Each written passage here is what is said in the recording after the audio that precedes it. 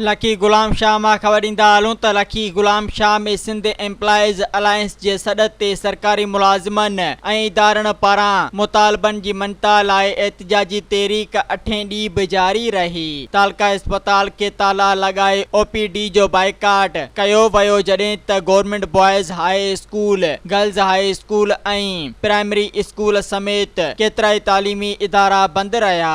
एहतिजाज सबबि शागिर्द तइलीम खां महरूम थी विया आहिनि, जंहिं सबबि वालिदेन में सख़्त परेशानी वारी सूरतहाल आहे। ॿिए तरफ़ अस्पतालुनि ते ताला लॻण करे इलाज लाइ ईंदड़ मरीज़ बिना इलाज वापसि मोटण ते मजबूर बणिजी विया आहिनि। इलाइक़े वासियुनि जो चवणु आहे त सिंध हुकूमत फौरी तौर नोटिस वठी मुलाज़िमनि जा जाइज़ मुतालबा तस्लीम करे जीअं एहतिजाज ख़त्म थिए, स्कूली शागिर्दनि जो मुस्तक़बिल तबाह थियण खां बची सघे ऐं सरकारी अस्पतालुनि में ईंदड़ मिस्कीन मरीज़नि जो इलाज थी सघे। सब्सक्राइब कयो अवामी न्यूज़ HD खे ऐं ताज़ा तरीन ख़बरुनि लाइ ॾिसंदा रहो अवामी न्यूज़ HD।